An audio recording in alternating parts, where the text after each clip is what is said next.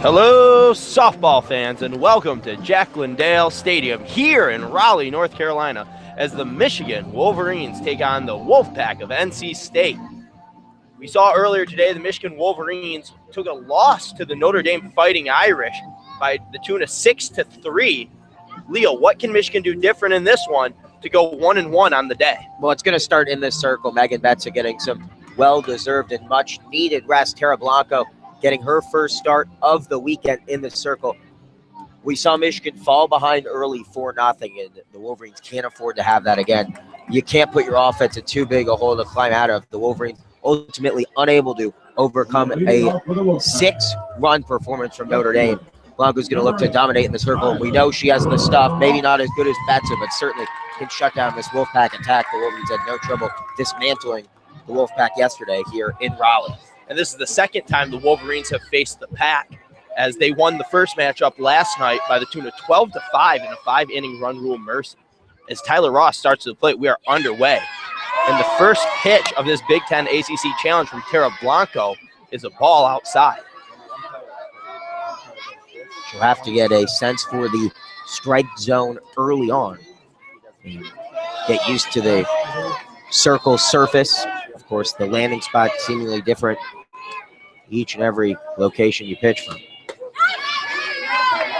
The 1-0 misses high and outside, 2-0, as it's Tyler Ross, Jade Caraway, Molly Hutchison due up in the top of the first for the Pack. Yeah, Wolverines gave up 3 runs in the first inning this morning. Blanco just has to gain her composure, settle down here early on. Perhaps the jitters getting to her a little bit. The 2-1 misses low, 2-0 misses low, runs the count 3-0. It's going to be a tight strike zone, at least early on. Blanco just doesn't want to make a mistake, but she does have to at some point start throwing strikes.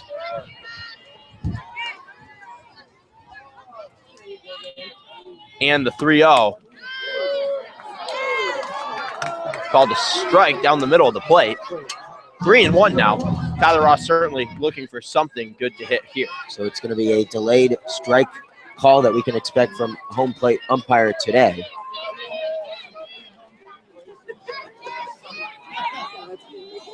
The 3-1 from Blanco. Misses low. The leadoff walk as Tyler Ross gets on base. Not the start Blanco would have hoped for. One runner aboard now, NC State, which wasn't able to score against the Wolverines yesterday. Jade Caraway now up to plate. She's batting .412 early in the season. First pitch, Caraway laid down a bunt, beautifully picked up there by Alexander, tosses it down to first, and gets her just in the nick of time. Nice play there by Katie Alexander, the Michigan starting catcher. That will move Ross to second, though, now with 1 out in the top of the first. That ball just staying fair. Hutchins, I think, rightfully has a complaint to make, though. That bat, she lied it down right in the path of that bunted ball, and I'm not even sure if that bat made contact with the ball. It was about as close as it can get. And Hutchins wants to make sure that second base wasn't granted without reason.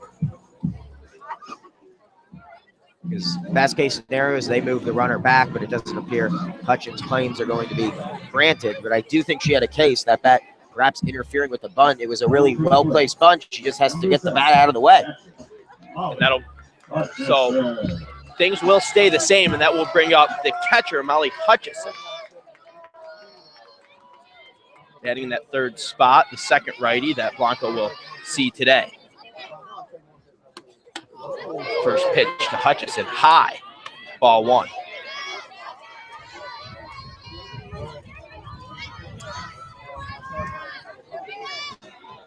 One-0 count. Ross is on second. Blanco making her first appearance in this Big Ten ACC Challenge.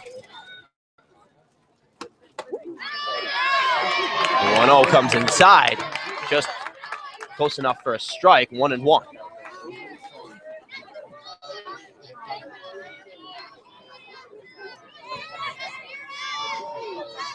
Michigan wearing their white uniforms and blue pants. The 1-1 followed straight back, 1-2. And NC State is wearing the red tops and black pants. A good crowd on hand, standing room only to see the Wolfpack. Of course, the geographically home team of Michigan, the home side on the score sheet today. The 1-2. First K of the day for Tara Blanco, and she gets a swing and a miss out of Hutchison on a high fastball. 2 outs here in the top of the first. Yeah, we saw Betsy use that to such great success in the first game. Those fastballs, so hard to lay off for a hitter when they're coming up high. Just makes it look even bigger. And when you see a big target to hit, you're going to take hacks at it. Good pitch there for Blanco. Cheyenne Balzer now steps to the plate, the first baseman in today's game, hitting in that 4 spot. First pitch she sees must have missed high. Yeah, I'm not sure where that missed. From our vantage point, looked to be right over the plate, but a consistently tight strike zone from Mike DeMeo. Ross still on second. It would be huge if Blanco could get out of this first inning without any damage being done after a leadoff walk. 1-0 is going to miss low. 2-0. Blanco with a runner in scoring position, but 2 outs. Just needs to keep her composure. Of course, first base is open, but no need to not go after the task at hand. This year with runners on, batters only batting a .154 against Tara Blanco. A 2-0 inside called for a strike. 2-1. Yeah, this delayed strike call really throwing us off up here. Building a sense of anticipation with each and every pitch because Blanco really hasn't had any wild pitches yet. They've all been fairly close to the plate, if not over it. 2-1, 2 out. Top of the first, no score yet. Blanco delivers. Misses high. 3-1. And now the lefty slugger, Balzer, is going to look for something she can tee up.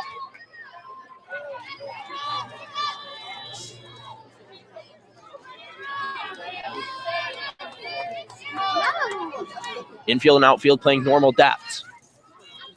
And the 3-1. Hit to Ramirez. Ramirez gobbles it up, flips it over to Falk, and that'll retire the side. Great job by Ramirez, who had a throwing error on her really first action in that first game, and since then has been absolutely perfect, both fielding and throwing it across the diamond, as we've come to expect from her in her 4 years in the maize and blue. Yeah, and great job there by Tara Blanco, working around that leadoff walk to Tyler Ross, inducing a strikeout, and then got the out on the bunt, induced a strikeout, and then the easy ground out there for Ramirez. Now, a few lineup changes to know for the Michigan Wolverines, not the same lineup you may be used to if you've come to follow the team on a game-by-game basis. Batting first, Natalie Peters. Then Ramirez, Christner, Canfield, Falk. Blanco dropped down to that 6th spot. She's only batting $157. Lindsey Monmorano, then Vargas and Katie Alexander. Vargas hitting in place of Courtney Richardson. I think it's just left field. A case of Coach Carol Hutchins trying to motivate her struggling junior, Tara Blanco. Hits have not come easy for her early on this season. Perhaps a shakeup in the lineup will do her right, get her back on track, because Michigan's going to count on her to provide some of that power in the heart of the lineup. It can't just be Christner and Falk doing it along with Montemurano. They're going to need Tara Blanco's best, particularly in Big Ten play, because we've seen, while Michigan's not playing, Minnesota, arguably the Big Ten favorite this year, certainly right there with Michigan, has looked really, really good in Michigan. It is not the usual season we've come to expect where Michigan's, comfortably going to win the Big Ten. Minnesota has no plans of making it easy for Michigan to get to 10 straight conference crowns. Minnesota 2-0 early on here, beating Notre Dame yesterday and then beating Notre Dame again today in extra innings. In the circle for the Wolfpack will be Peyton Silverman. She's 1-2 on the season with a 6.5 ERA. I'm sure that's something the Michigan batters are going to want to increase even more, as Natalie Peters, the first pitch she sees is a ball low. The true freshman stepping in there against the number 10 ranked team in the country. No small task. 1-0, misses outside. 2-0. Peyton Silverman, while she does have the high ERA, very good strikeout to walk ratio. 17 strikeouts, 4 walks. It's a little over 4-1. And the 2-0 is popped straight up. That'll be Nimmo under it. She's going to retire Peters. Nimmo, the starter we saw in yesterday's game, chased out in the second inning. Then she was eventually moved to third, and that's where she'll start out today. Solid contact has been hard to come by for the Wolverines today. Just another pitch that Peters got underneath. Look to see if Michigan can square some of these up. Ramirez up there in an unusual spot for her. Yeah, Ramirez usually used to batting in that 9th position, almost like we've said, the second leadoff hitter, but because of the hitting struggles of other Wolverines, she's been moved up to second. Her and Peters very similar in batting styles. She saw a ball, and then the second pitch she sees is going to get just over the shortstop Compton and into left field as Ross is going to gather it in, but Ramirez finds herself on first. A nice even plane swing there. And Ramirez does have the ability, she's not necessarily a home runner, but she certainly has the ability to drive it into the outfield. And even with the left fielder up in close, give Ramirez a lot of credit finding that gap and really making strong contact. She's been consistent throughout this week, and even in the offensive struggles in the first game of the day, Ramirez was rock solid in that 9 spot. Now in the 2 spot, even better. And that'll bring up the center fielder, Kelly Christner, who has still continued her absolutely fire start, batting .591 early on in the season. First pitch she sees is a strike. 0-1. Would certainly love to hit something to the corners to bring Ramirez home. Second pitch she sees, ball high, 1-1. Christner just has to be patient. Obviously, NC State knows the power she possesses. She went long 3 times against them last night, and I don't think they've forgotten it. Expect the freshman to be careful. The 1-1 now from Silverman. Swing and a foul straight back. Run the count 1-2. Like to see the freshman getting aggressive, going with the heat, trying to blow it by the senior slugger. Nice, aggressive, confident pitch from Silverman.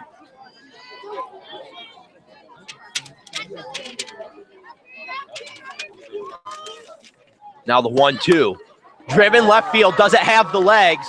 No, it doesn't. Oh, and into foul territory. Miscatch there by Ross as she slams into the wall. And a catch. I understand the wall is there, and now I understand why she wasn't as confident, because it was a catchable ball. It didn't hit the fence before she got a glove on it, but the gate that's in that bullpen, it opened up.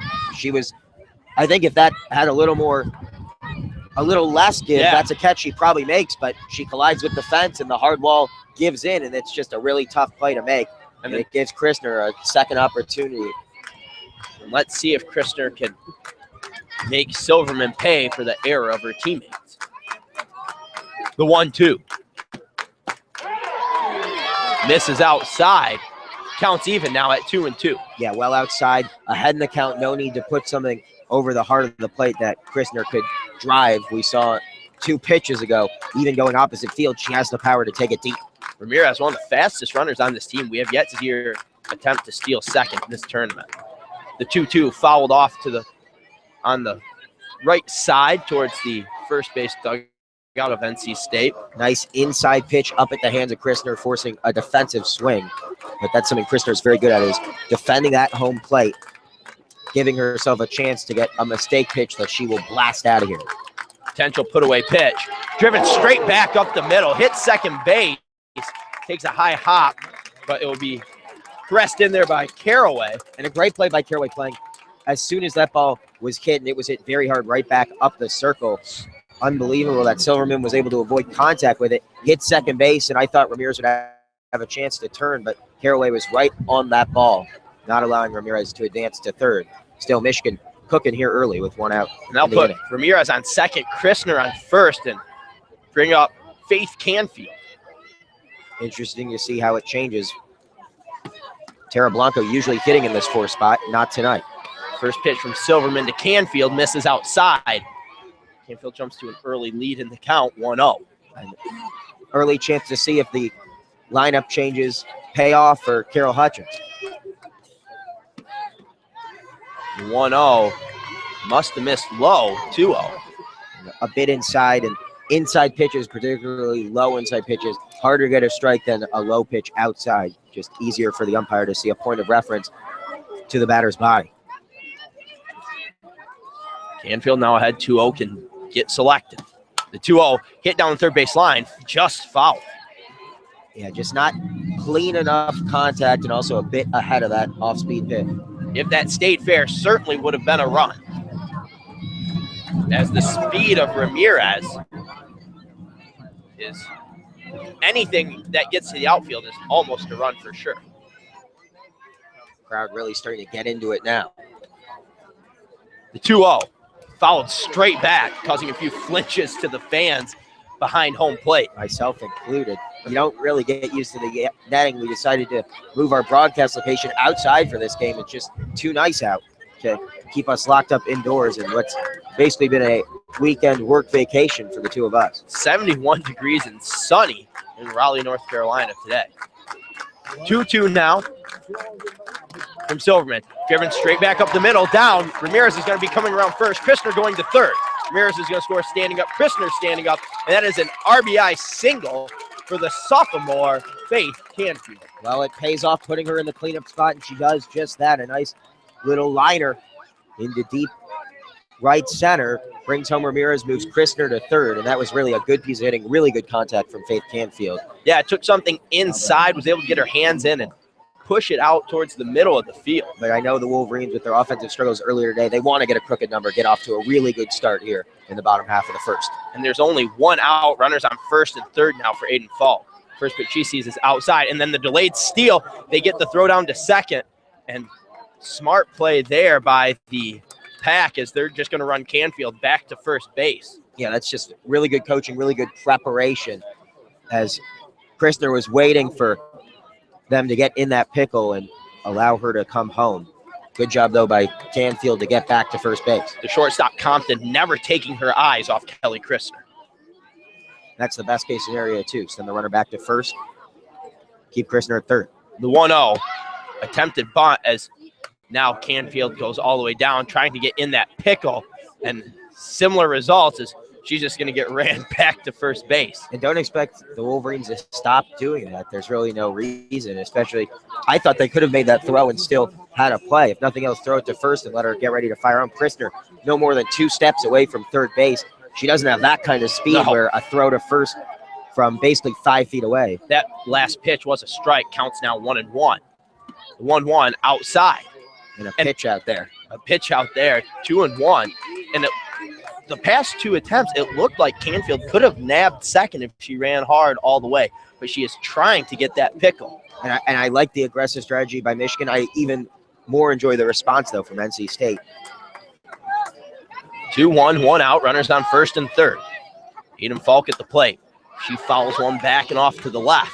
And now with 2 strikes in the count, it'll be interesting to see what Michigan dials up for Aiden Falk. We saw her show bunt on the first strike of this at-bat. You know they really are focused on getting that run home from third, but Falk has the power to bring in 3 here with 1 swing of the bat. And Aiden Falk has 1 home run on the season. That came in yesterday's tilt against the Wolfpack, where Michigan exploded for 5 home runs.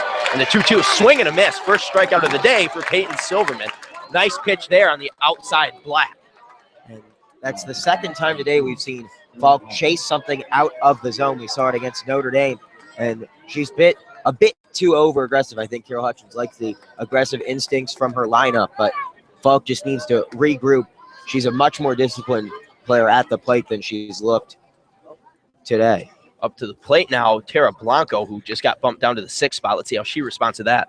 But Sean Rychek is going to have a little huddle in the circle to make sure the team is on the same page, because certainly Canfield will be trying to get in a pickle. Yeah, and with 2 outs in the inning, it's also not out of the question if they can get the tag on Canfield before Christner, and that's a big if. Christner comes home. Obviously, the inning is over and Christner doesn't score. So perhaps maybe encouraging some aggressiveness, maybe that throw from short to first and try to get that tag down right away, or he's just going to concede second base. It'll be interesting to see what both sides do here. As we saw in the first game, a masterful coaching job by the Notre Dame coaching staff in the bullpen, and now a base running chess match between Coach Hutchins and Coach Rychek. The first pitch, Blanco misses low as Canfield stays on first. Yeah, and it looks like another pitch out, just trying to goad Canfield into a steal attempt with 2 outs in the inning. A lot of options at play for both sides. The 1-0. Breaking ball comes in, and they throw it on first. There's the second, and Christner comes in to score, just like Coach Hutchins draws it up, and Canfield will be safe at second. So the first move in the chess match goes the way of Michigan. I was surprised. I really did expect with 2 outs in the inning, just concede second, let your freshman pitcher focus on the task at hand. And as you said, I think NC State perhaps too much in their head because they were trying now to apply that tag, knowing the tag before the runner crosses home, and that's an out and ending the inning. One more from Blanco, hit, and that is a rounder deep in the hole, and Compton won't have a play on it. A much-needed hit for the struggling Tara Blanco, and that will move Canfield to third. Yeah, good job by Blanco. I believe she gets the RBI credit as well on that steal, being in the batter's box. And what we didn't see in the first game today for Michigan was solid fundamental softball, smart softball that we're used to seeing. We're seeing it here in the bottom half of the first inning. Great base running. Wolverines putting the ball in play and out hustling the defense. Now third baseman Lindsay Montemurano steps up. She hits one off the end of the bat. That's going to float enough for Compton to get under it. And that'll end the inning, but not before Michigan can scratch across two. They lead 2-0 here at the top of the second. Michigan's a team that we've been so accustomed to over the past few years, particularly obviously with Sierra Romero, Sierra Lawrence, using a lot of power, the deep ball, the home runs. And we saw it yesterday, 5 home runs. But I think Michigan at their best is a team that can win even when solid contact's not coming. We see right there Montemurano not able to drive that one, getting it off the nub of her bat. But Michigan's still going to plate 2 runs without any hits, deep into the outfield. It was just smart base running. And the Wolverines consistently among the best, if not the best, base running team in the entire country. And you don't get to be the winningest coach in college softball without mastering the strategy of this game. And we saw an expert demonstration by Hutchins in the bottom of the first inning. Yeah, and it's always interesting to see how other teams play that double steal. Especially because we're so – because we see it all the time. And teams know it's coming. It's not like NC State was by no means caught off guard by it. They called the conference. It was just surprising seeing out of the conference the decision apparently being made to, we're going to try to get Canfield out at second before Christner comes home, because as soon as she made that throw, especially that late, you could tell the design was to get that tag before Christner crossed home plate. Christner, no hesitation, easily beating that throw. Not even close. No. And Christner not known as a speedster. Blanco will go back into the circle, and that will bring up Nimmo Moore Compton, due for the pack here in Raleigh, North Carolina. I'd like to take a moment to thank all the listeners for tuning into this broadcast and our broadcast of all the other Michigan sports. Yeah, we got a big women's basketball game tomorrow that the station will carry for you on WCBNsports.org. If you're in Ann Arbor, though, strongly encourage you to go to Chrysler Center. They want to make it the biggest crowd ever for a women's game in program history, and they play host to in-state rival Michigan State. And we've been talking about it all weekend. Perhaps the most fun team, of course, we're biased towards softball, but outside of the softball team, I'm not sure there's been a more exciting team on campus than that women's basketball team. They certainly deserve your support. So Nimmo now up to the plate. The tall righty is going to face off against Tara Blanco. First pitch is a ball high and outside. We'd also be remiss in our boss disappointed if you don't support our fundraiser. We'll give you the details after this next pitch on how you can support us and make sure we can continue to bring you great Michigan softball coverage. The 1-0 popped up and out of play. That's going to hit the light tower and fall harmlessly into the parking lot. Leo, tell them about the fundraiser. Well, first off, not harmlessly for the cars parked right along that wall. Someone's got a dent that they didn't have before coming here. But if you give our station a call up until Sunday night, we're accepting donations. One time a year we do it, 734-763-3500. That number again, 734-763-3500. The 1-1. Must have missed inside, 2-1. And even if you call up and can't donate money, just let the station know that you appreciate what we as the sports department do. You got to Mention make sure sports. to mention the sports department so they know that we are well supported by a fan base and that these trips are worth doing because they certainly are for ours. The 2-1 off the nub of the bat. That's going to eventually roll fair and scooped up by Aiden Falk for the first out of this inning. You almost never see that off the No. top of the bat, and it somehow took it started foul. The first couple hops were foul, and then it somehow curved inward. Michigan will take the fortunate bounce. The bounces didn't go their way this morning, perhaps a sign of things to come in this game. That'll bring up the second baseman, Jessica Moore. She herself was struggling early on this season, batting only $188. First pitch to Moore outside, ball 1. I can't recall the last time I saw a grounder starting foul and end up fair. That wasn't a slap hit or a bunt. That was just weird contact in the dirt doing Michigan some favors. Good job by Falk, though, for sitting and letting that come back fair. A lot of times you'll see the defenseman run up on it.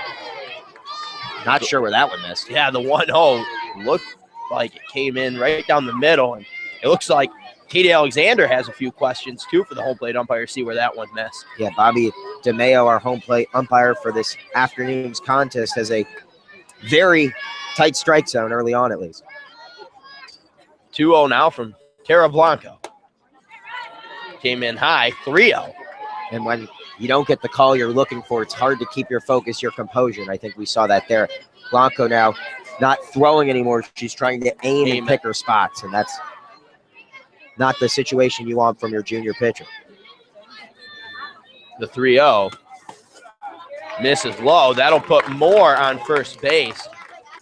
And now the tying run up to the plate, as we're going to have a meeting in the circle. Yeah, perhaps no better pitching coach than Jennifer Brundage to settle down her junior.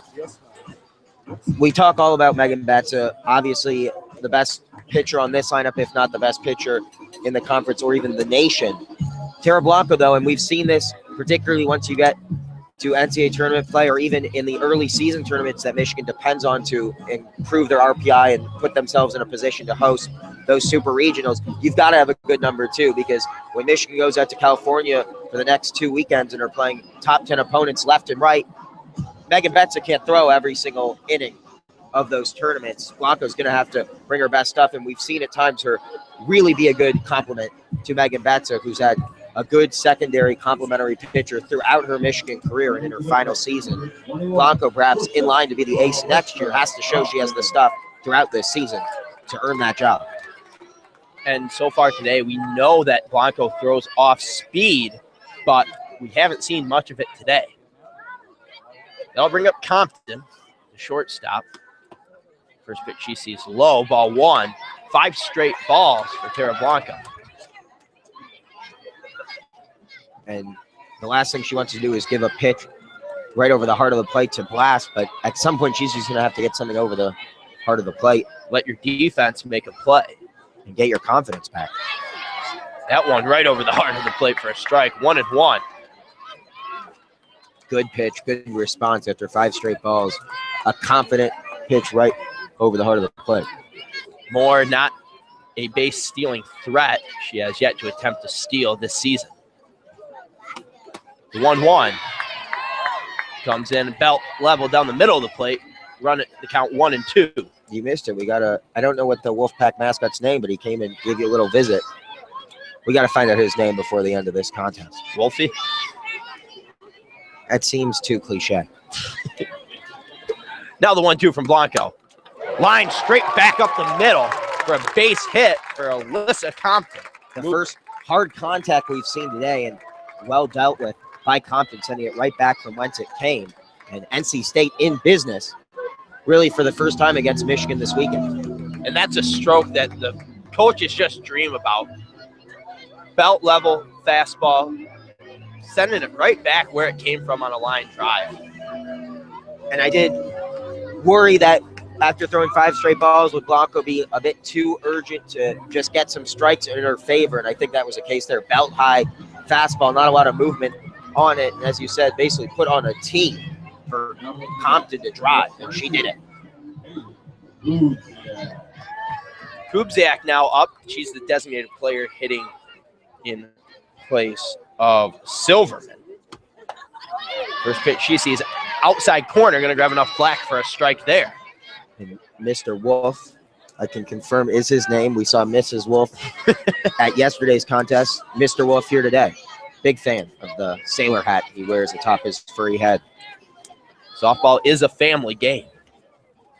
The 0-1, swing and a miss, 0-2. Nice off-speed pitch there. It was all fastball in the eyes of Haley Kobziak, and she really wanted to drive one, and then the off-speed stuff gets her well ahead of that one. Good pitch from Blanco. And a strikeout here would go a long way for Tara Blanco's cause. Now the 0-2. Missed outside, 1-2.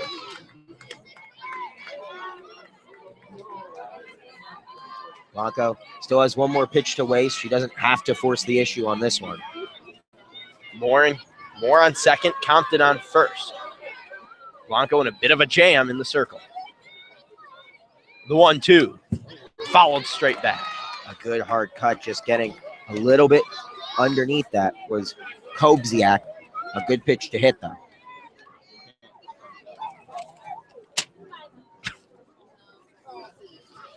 One, two, and it looks like something is going on with Alyssa Compton. I'm not sure the trainers are coming out to look at her. Yeah, and I got to be honest, I'm not really sure what it could be. She's just been standing on first. She didn't get hit by a pitch or anything. But it's a scary sight because, I mean, she's just, taking a couple steps, but with a runner on second, it's not like she's taking hard, aggressive jumps off of each pitch. She seems to be testing out that right ankle and foot. Hopefully she's okay, but always scary when you see a player, without explanation, all of a sudden shaken up. Maybe possibly step back on the base the wrong way. It's strictly speculation up to this point. She's taking a few jogs. She's gingerly. Very ginger on that right foot. Yeah, she's not willing to put any weight on that right now. I'd be shocked to see her stay in this game, at least as a runner. The beauty with softball, basically unlimited substitutions. So it's not like taking her out for a pinch runner eliminates her from the remainder of this game. But evidently good enough to go. How shocked Michigan, are you?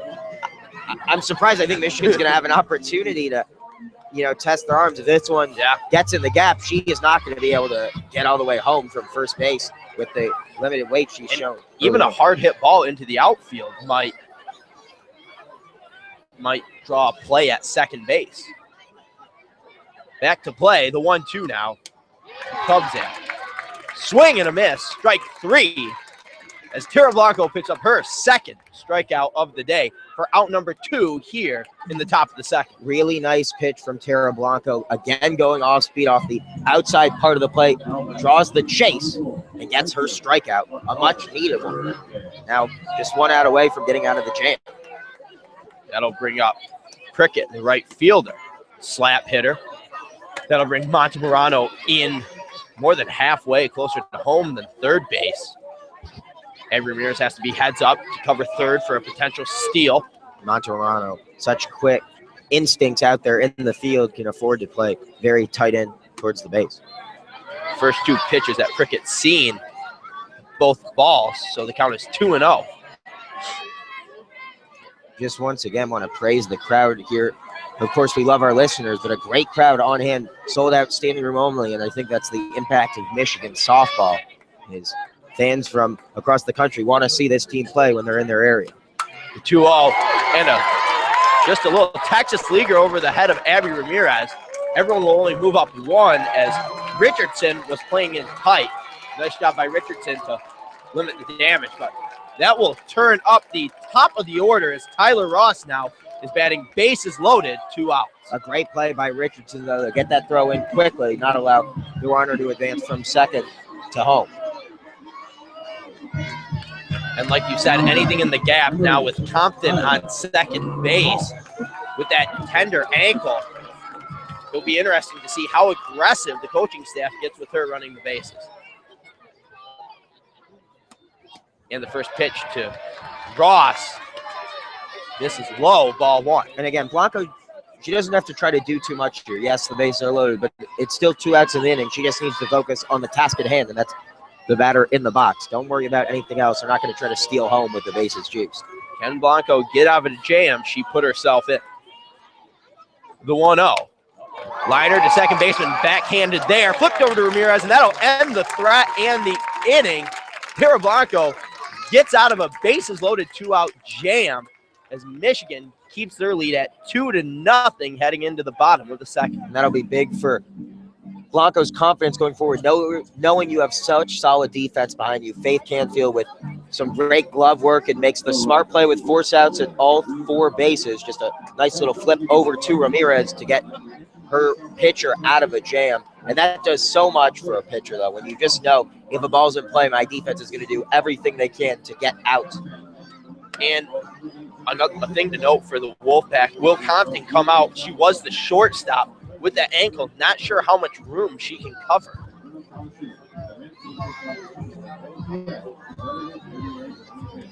Morris coming to second. Silverman back in the circle. Balls are at first. And I did see Nimmo getting loose in the bullpen between innings. Perhaps a just precautionary measure. You never know when a pitcher's going to have to come in. You got to keep them loose. Although I wouldn't be surprised at all to see NC State throw multiple pitchers in this one. As they do play right after this one, I believe they take on Minnesota. Yeah. NC State, a weird schedule where they seem to be the later game every single day, including back-to-back here.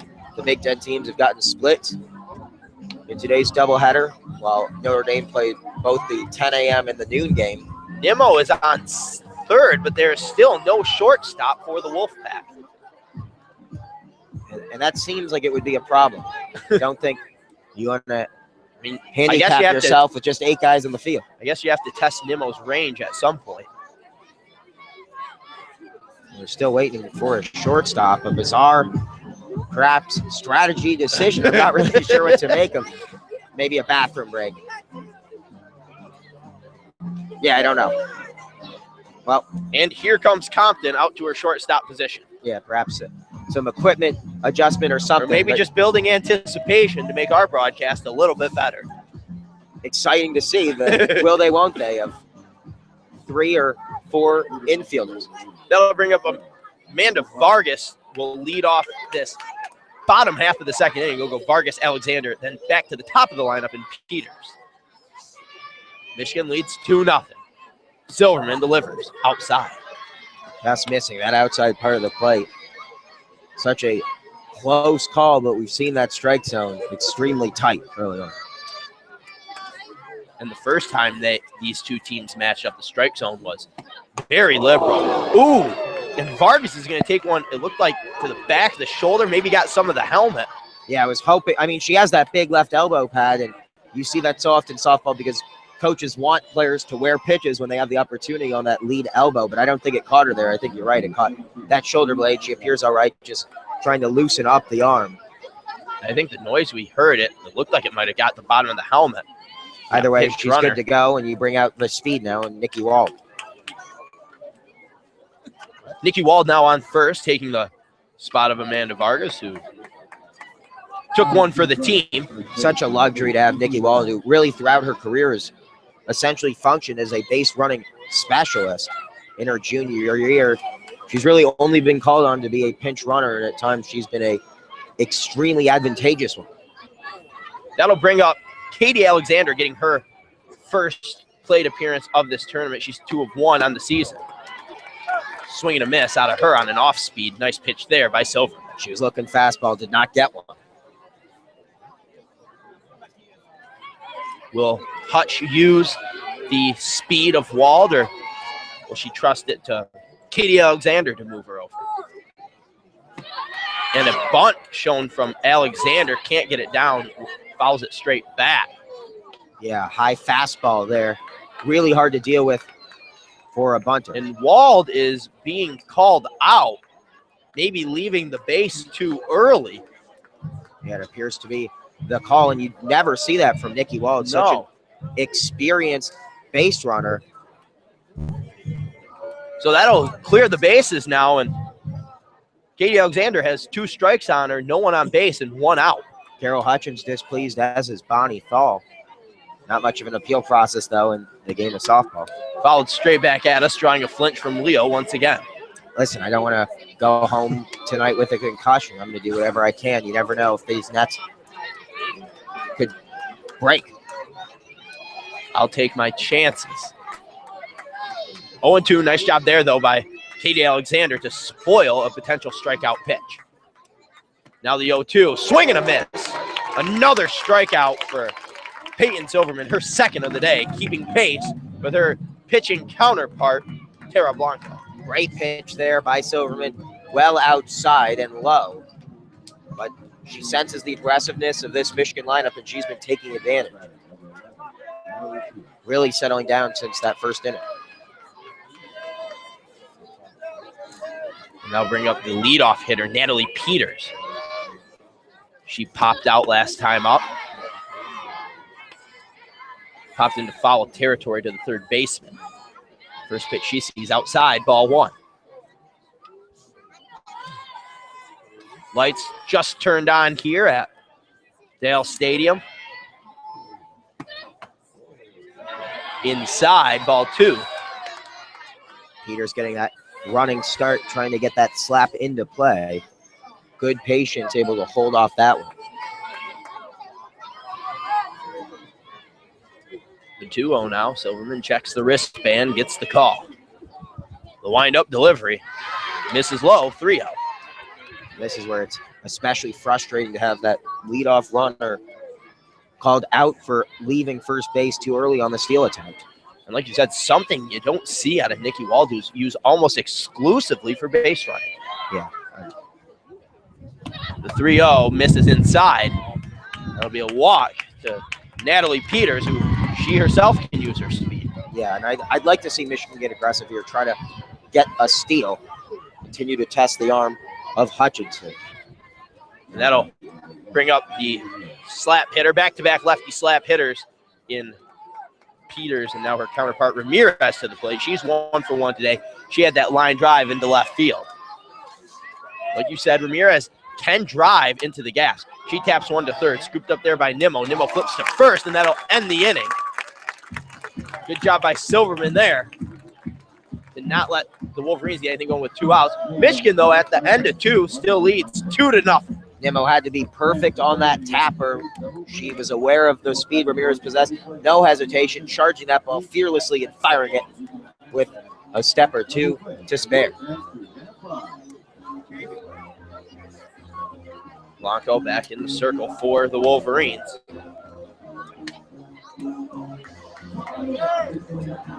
And what a turn of events, though, in that first inning. To go from runner on first, nobody out. All of a sudden, Nikki Wald called out for leaving first base early, and then soon after, Katie Alexander strikeout. Yeah, and just another example of things we don't usually see for Michigan. Usually such a fundamentally sound, disciplined team. Mental errors like that we're unaccustomed to from the Mason Blue. Due up for the Wolfpack will be the 2-3-4 hitters, Caraway, Hutchison, Balzer. Caraway had a sacrifice bunt in the first inning where she dropped it straight down. Big inning here for Blanco, just looking to keep things going. We'd like to see a clean inning from her without allowing any sort of threat from the Wolfpack. She worked herself. We'll see how she responds this time, if she can get a nice 3 up, 3 down. Getting out of that bases loaded 2-out situation by inducing a fielder's choice at second base. Now the first pitch in there for a strike on the outside black. That's true. A big fist pump from Lindsay Montemurano, really the emotional leader of this team, trying to urge her junior on, who she knows at times has not been the most confident in the circle in this game. Blanco checks her wristband, steps on the rubber. Twists, winds up, delivers. Chopper back to Blanco. She's going to get it. Tosses over to first. Had to get it out quickly to retire Caraway and does just that by a step. One out here in the top of the third. Great start to the inning for Michigan. Blanco trusting her infield defense. That'll bring up the 3-hitter, Molly Hutchison. She took a K last time she was up on of the swing and miss variety.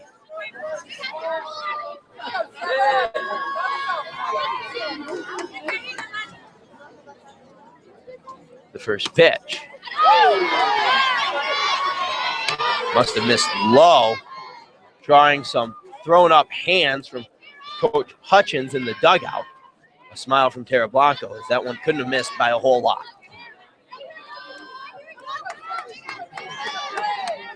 The Arnage not pleased with that either, the pitching coach.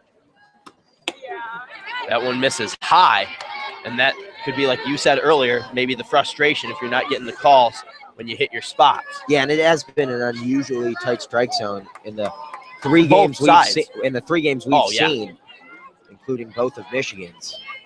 An unusually strict home plate umpire in Bobby DeMeo. The 2-0 comes right down the middle for a strike, 2-1. And I think that was a makeup call for the previous pitch, as that one appeared far more inside than the previous one, which he called the ball. I'm not sure DeMeo knows what his strike zone is at points in this game. Hutchison now, or excuse me, yes, Hutchison facing the 2-1 pitch coming. She pops it up. Richardson's just going to carelessly float under it for the second out of this inning. 2 up, 2 down for Tara Blanco. Let's see if Blanco can deliver on what I requested of her. 3 up, 3 down. She's well on her way. Good pitch up high. Getting under it was about the only thing that could result from that one, if any contact were to be made. Cheyenne balls are now up to the plate. She's struggling as her average has dropped to 150. Struggling slugger looking to get on track here. First pitch she sees, strike outside third of the plate. And Blanco hitting the strike zone much more frequently now.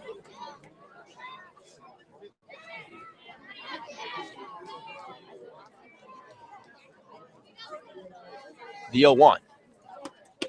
This is top. 1-1, 2 outs here in the top of the third. Michigan still leads 2-0.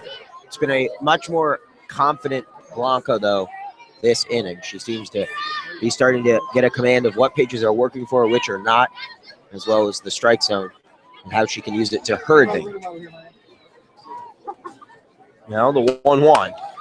Popped up high. Christner's going to come in under that. Calls off Canfield and retires the side, just like Dr. Leo ordered. 1-2-3 for the Michigan Wolverines. Yeah, really good inning from Blanco. She was hitting on her pitches and not giving anything to the Wolfpack hitters that they could take advantage of. That was as much poor contact as it was pitches inducing that poor contact. And she, at times, can be a very good fly ball pitcher. We saw it with 2 of those 3 outs. Now Michigan's got to keep that momentum rolling after a really good outing in an inning. Like you said, when we've seen Blanco get hard, it's been out of frustration. She's just wanting to get strikes and throwing it right down the middle.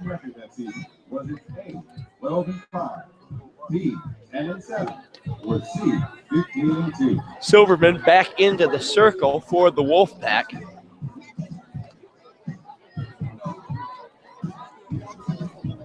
Two up for the Wolverines this inning. Christner, Canfield, Falk. Well, since it worked for me in the top half of this inning, let's see if Michigan can put a crooked number up. That would certainly do them some favors here. They run ruled NC State yesterday. We certainly would like to see that today. It'd be nice to see Michigan's bats respond after a poor performance, really all around. Batsa pitched really well. She had, outside of 2 pitches, she had 2 bad pitches and 9 Ks. And Notre Dame made her pay with 2 home runs. Both off the bats of their pitcher.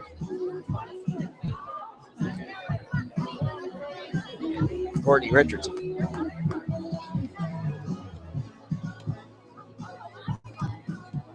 Now the Wolverines, just 3 runs though. Even with the usually solid pitching, they know they're going to need their bats to be a lot better than that. It would be nice to see them respond here. Christner steps into the batter's box. Silverman steps onto the rubber. The first pitch from lefty to lefty strike right down the middle, knee high. Caitlin Brooks, excuse me, the pitcher went earlier today. I tried to avoid it, and then you call me out on it. But Caitlin Richardson responsible, and she deserves the recognition. 5 runs in that game off 2 blasts. 1-0 breaking ball. Excuse me. The 0-2, the 0-1 breaking ball comes in for a strike. Now the count is 0-2. Scoreboard operator having some troubles, but the home plate umpire well in control of the strikes and balls. Now the 0-2 comes in high, 1-2. Just worried Michigan used up all their home runs with 5 yesterday. Hopefully they save some more for tonight, and then tomorrow morning as well. We'll have that game for you. Michigan's redemption game against Notre Dame at 10 a.m. tomorrow. Join us bright and early. Now the 1-2 misses outside, even the count up at 2-2. Good eye there from Christner. So Not chasing. confident, Disciplined. so disciplined, so confident at the plate, just waiting for her pitch. I think she's looking for a fastball to drive here. Oh, Silverman shakes off the sign. Now Christner will call time.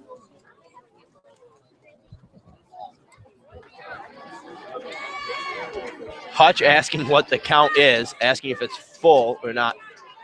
And the home plate umpire is saying it's full now. I had 2-2 by my count, but I guess it's 3-2 now.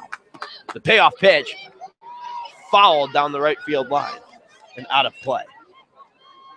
Yeah, I I don't know. had 2-2 by my count. Yeah, and I'm pretty sure you're right, because 2 pitches ago, and now I guess 3, and that one was just fouled off. It was 0-2. 2 straight balls. I guess if it's turned into 3, Michigan will take it. But And no problem with the protest score- from the NC State bench. Now the 3-2 again. Swing and a miss from Christner. Or wait, no, she must have got just enough of, just a piece of it as Bobby DeMeo calls a foul ball. Yeah, and she didn't jump out of the box immediately knowing it was going for the dirt, so must have been contact, but ever so slight. From our vantage point, nearly invisible.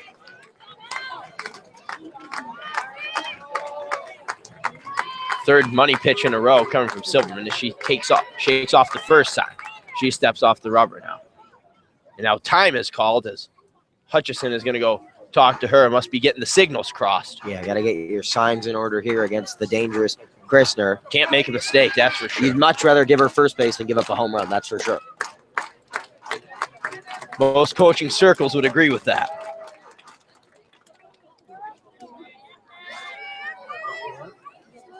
Now Bobby DeMeo talking with Hutch. Hutch with a quizzical look on her face. And it stays full count. Now the 3-2 misses inside, and they take the Leo strategy and give her first. Christner aboard. Good start to the inning with the leadoff woman on. Now at number 25, Faith Canfield. Faith Canfield, who had a RBI single in the first inning, now back to the plate with Christner on first. First pitch to Canfield misses outside. Just missing that outside part of the plate with the changeup. Will Christner take off here and try to get into scoring position? I'd be surprised to see it, just given no outs in the inning. 1-0. Lazy line drive to Compton. She corrals it in easily. First out of the inning off the bat of Faith Canfield. Once again, solid contact, hard to come by. Now batting number 2, Aiden Falk. Aiden Falk now up to the plate.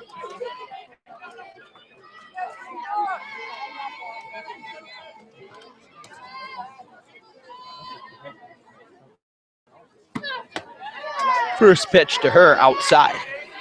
Getting a little sleepy there. Sun's going Sun set down. down real early. I was up early this morning, Leo. That 10 a.m. start Working hard. will get you. Good thing it hasn't affected Michigan. Christner fouls one straight back over the net and into the press box where we would have been sitting. Got evicted from that. Happy to be outside, though, for this one. Beautiful night, just getting a bit chilly out. Christner on first, Falk at the plate. Silverman still dealing from the circle. Michigan leads 2-0, one out here in the bottom of the third, excuse me. Falk shows bunt, fouls it off. Counts now 1-2. And I'd like to see Falk get a chance to swing at this, but we've seen with a need for defensive plate approach, she's been overly aggressive. It's important to defend the plate, but you don't need to go chasing for anything clearly outside the zone, as she's done for a few strikeouts today. The 1-2 inside. And Just missing the shins. Falk doesn't even think about getting out of the way. And that's not where you're going to get Falk to chase. She's one who likes to drive it opposite field. And wouldn't be surprised with another pitch available to waste if they go high and outside. That's what I would do. Now the 2-2 fouled down the right field line. Count remains 2-2. Yeah, again, if I'm Silverman, I'm going, you know, You got to go outside. right over the heart of the right field or the right-handed batter's box, about eye level, and seeing if Falk's aggressive nature continues. She still has one to waste. Silverman checks the wristband. Instantly into her windup. Hit there to the second base, Moore. Moore bobbles it and can't get a throw off to first as everybody's safe. First error of the game for either team's coming from the second baseman, Jessica Moore. Christner, smart base running, really setting a screen almost for that dribbler. And as you said, just not able to handle it is Moore. A little tapper. Falk, not the fastest player on this team, but you give her credit for good hustle and doesn't even elicit a throw for Moore. He just couldn't get it cleanly. That will bring up Tara Blanco, who had a single her last at-bat, a deep-in-the-hole shot to shortstop.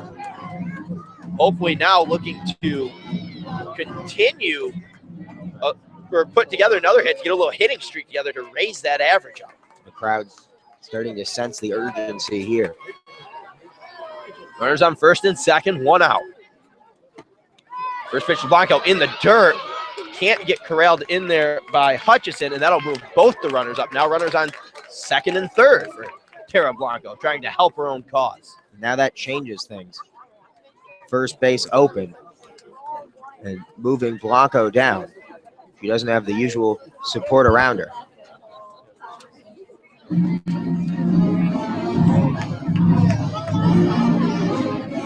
going to have a pinch runner. Is that Gonzalez coming in? It is. Tyus Gonzalez out there for the first time today. Coming in for Aiden Falk on second base. Christner will stay on third. Now Blanco's just got to put it in one of these gaps, give herself 2 RBI, give her team a 4-0 lead here. What do you say, Doc? That would be huge for the junior. The wind now blowing out in what could be a sign of destiny. Blanco can get one up in the air. And this is really the first time this series we've seen wind affect it. And the wind blowing strongly out. Blanco can get underneath one of these and put it deep enough. The wind's going to help out her cause. Last pitch Blanco saw was a strike. Now here comes the 1-1. And a Texas leaguer over the third baseman. That'll score Christner. Gonzalez will be held up at third. Blanco hard round around first, but will stay there. RBI single for Tara Blanco. 2 singles on the day for her. Not hard hit, but they're both singles in the score sheet. Hey, when you're in a slump, you'll take anything you can get. Good piece of hitting, though. She bloops it over into left field, gets an RBI aboard, and keeps the rally going with runners on the corners. Another golden opportunity for that double steal. Especially with the speed on third. We saw it executed already with Kelly Christner on third, but Gonzalez much quicker. And the first pitch to new batter Lindsay Montemorano will go high. 1 ball, no strikes.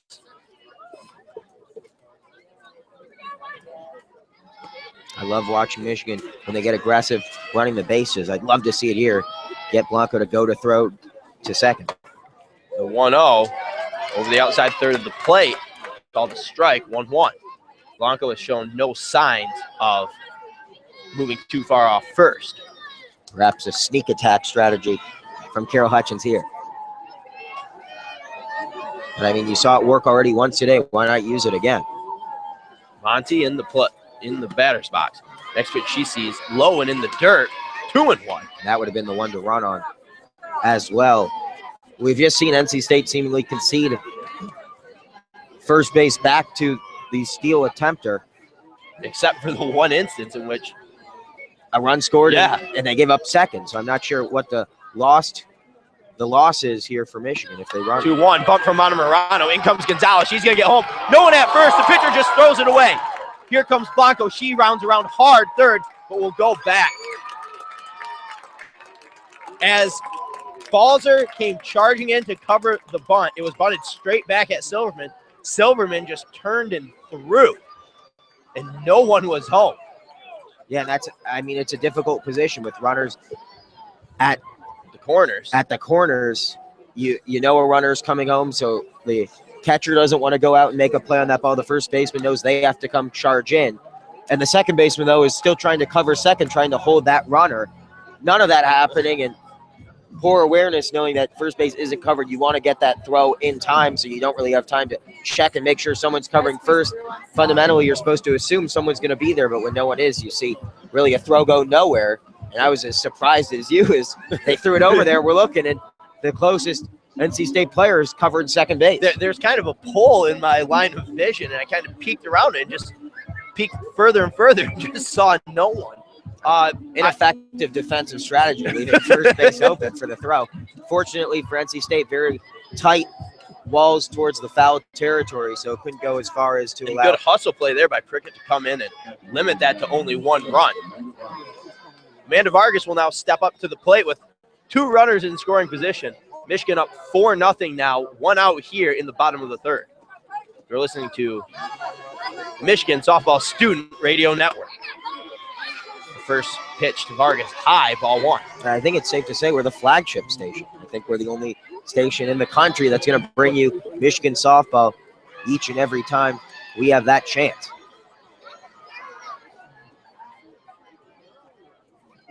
The 1-0. Outside. Hutchison tried to frame it up, but to no avail as Bobby DeMayo wasn't buying what she was selling. 2-0. I know we'll have a crew down in Lexington in a few weeks after our spring break to have coverage from that tournament. The 2-0. Vargas drives down the left field line. Fair into the corner. One run will score. Two runs will score. Vargas heading to second, and she has a stand-up 2 RBI double. What a hit there by Amanda Vargas. Amanda Vargas coming to light at the dish, probably the hardest softball we've seen hit this afternoon, coming from an unexpected player, Amanda Vargas, with an absolute laser. And that was her first hit of the season. And it was a powerful one. No doubt off the bat that was going to drop and that was going to be extra bases. And she clears them for herself, getting to second. And I asked for a crooked number before the inning. 4 is going to do it for me. 4. That's enough for Leo.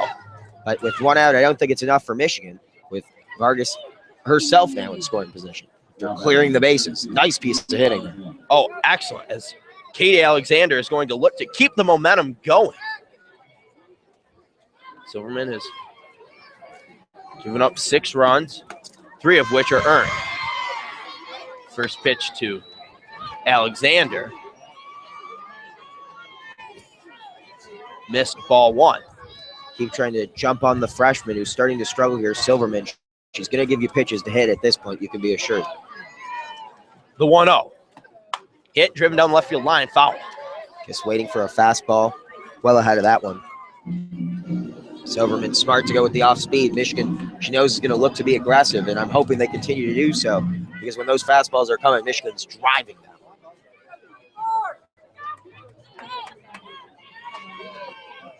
Vargas on second. Alexander at home. Now the 1-1, driven right field line. Texas Leaguer, it's down. Vargas will move up to third as she had to hesitate because she wasn't sure if Cricket could get there in time or not. But everyone's safe. Katie Alexander picks up her second hit of the season. She moves to first. Now runners on the corners with 1 out still. Smart base running by Vargas, though. She knew where that was headed. There was no chance if it dropped that she would be able to go home, even if she got a good jump on it. No sense in risking it, though. If that's caught, of course, you don't want to get tagged up and end the inning in all sorts of momentum. Now Sean Rychak comes out to the mound. Let's see, into the circle. And let's see if there's a pitching change or if these are just words of encouragement for his freshman.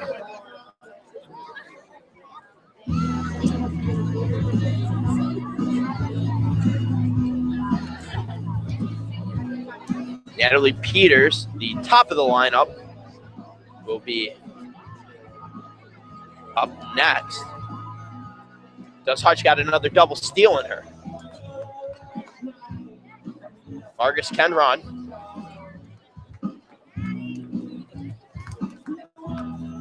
She's on third. Katie Alexander on first. As they break from inside the circle, Silverman will still be the pitcher in this one.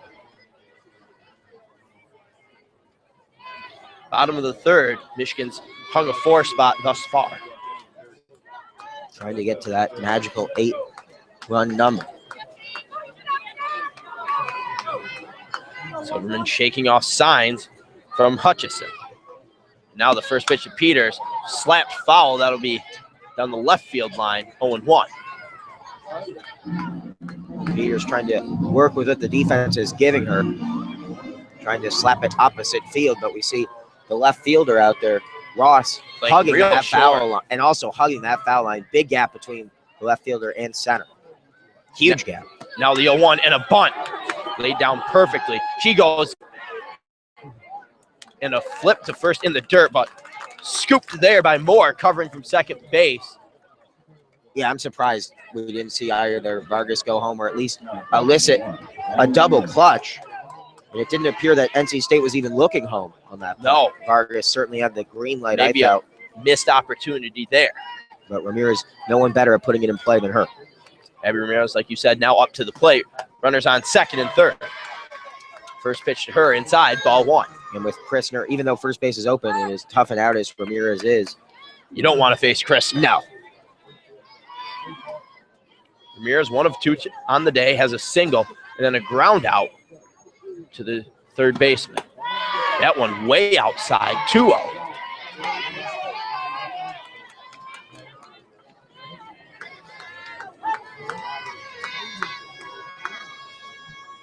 Silverman trying to limit the damage at this point. 2 outs, runners on second and third. The 2-0 pitch. Swing and a miss. I don't even think Ramirez wanted to swing at that one. No, I'm not sure. Perhaps hearing our praise for her downfield level. Usually so smart with taking pitches. That one low, but running up perhaps looked a bit higher. Now the 2-1 from Silverman. This is outside, 3-1. And a walk here might elicit a pitching change.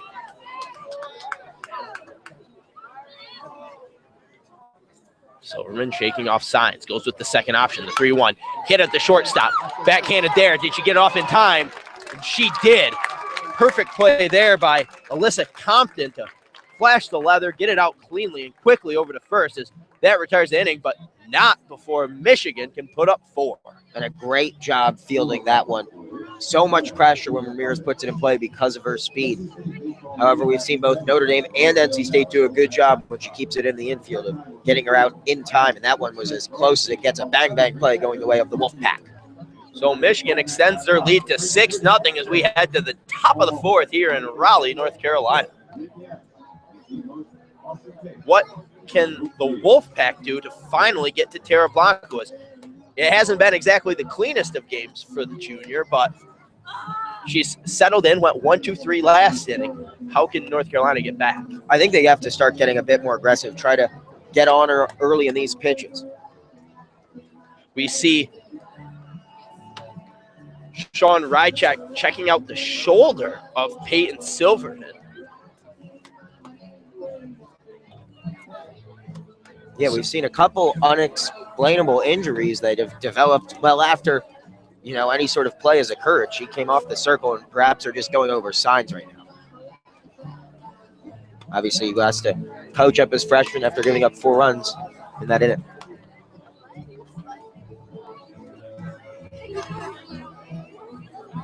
If Michigan can scratch across 2 more and then Blanco go the distance, That would be huge, as we would certainly expect to see Megan Betza try to get revenge at Notre Dame. Leading off for the Wolfpack. Number 20, Brittany Nimmo. Brittany Nimmo leads off for the Wolfpack. It'll be Nimmo, Moore, Compton. They're a combined 1 for 2 today. Last time, Nimmo grounded out to the first baseman. First pitch to her in this at-bat, low, ball 1.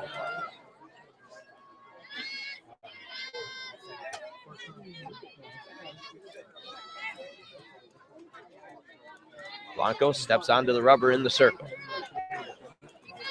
Twist, winds up, and delivers the 1-0. High, 2-0.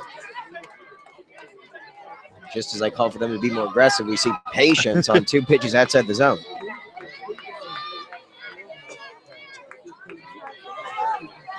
Infield, not seeing Nimmo as a bunting threat, as both Falk and Montemurano are even with the bags.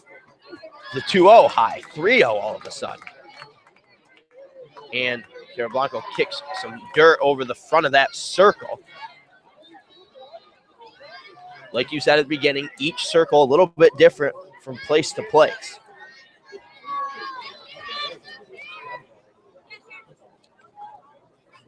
The 3-0, right down Main Street, 3-1. Good pitch there by Blanco, knowing it's going to be taken all the way. Don't mess around, just get it right over the heart of the plate.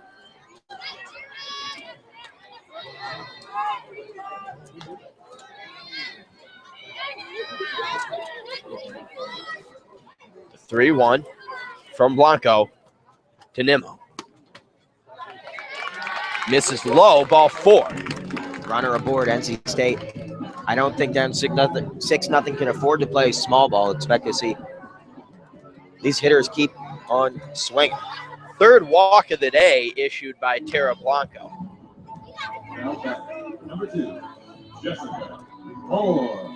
Jessica Moore now up. She was a recipient of 1 of 3 walks from Tierra Blanco. Runner on first for Moore. First pitch misses high, ball 1.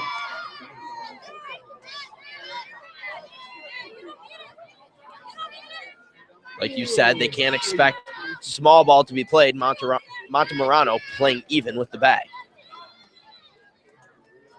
Outfield, regular depth.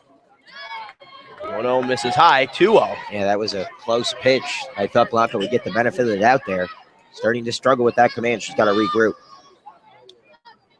Take a deep breath and reset. That's what she does, is she shakes her arms, trying to get all the bad pitches out. Let's see if she brings a good one here.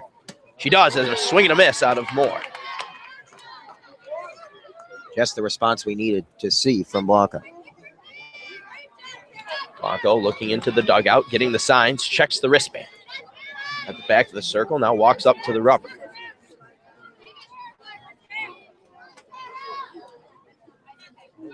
The windup delivered. Hit in between the second baseman and shortstop, just outside of the reach of Aiden Falk, or excuse me, Faith Canfield. And that'll put runners on first and second with nobody out. And Hutch is coming to the circle to talk with Tierra Blanco. Up 6-0. Just looking to get some confidence back in her. She can't afford this one to get too interesting with runners at first and second, nobody out there. It looks like maybe Leah Crockett warming up in that Michigan bullpen. Yeah, she's not even near the circle, though. So Hutch, perhaps the savvy veteran coaching, buying some time. We saw Crockett pitch in the first matchup the Wolverines had against the Wolfpack and did a nice job keeping them off the scoreboard.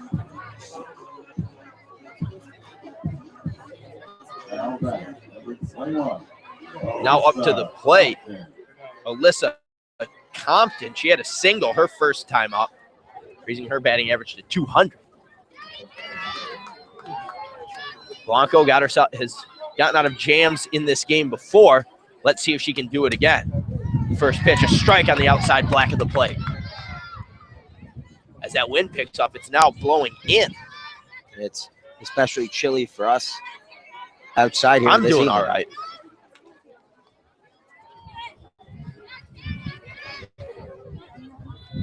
The 0-1 from Blanco. Swing and a miss. 0-2.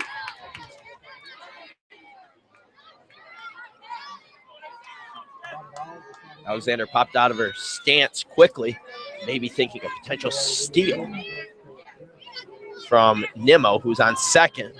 Moore on first. Now the 0-2. Bounced it in there. Good block there by Alexander to keep it up front and keep the base runners where they're at now.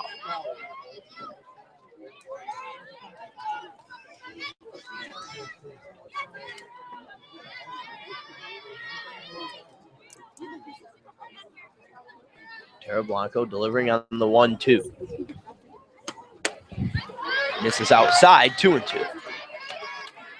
Blanco just has to focus on the batter in the box. No need to worry about the runners on base. She's got defensive support behind her. Just try to induce a soft ground ball, and Michigan can maybe double up the Wolfpack.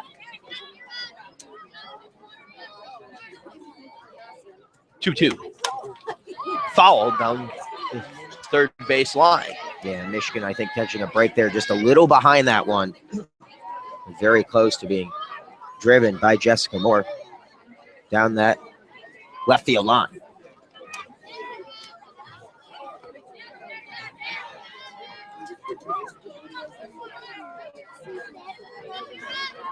Blanco delivering the 2-2. Down the left field line once again is a high hopper, jumps right over Sean Rychak. Just a little early again. If she can straighten this one out, it could be trouble for the Maize and Blue. Montemarano sure-handed at that third base position.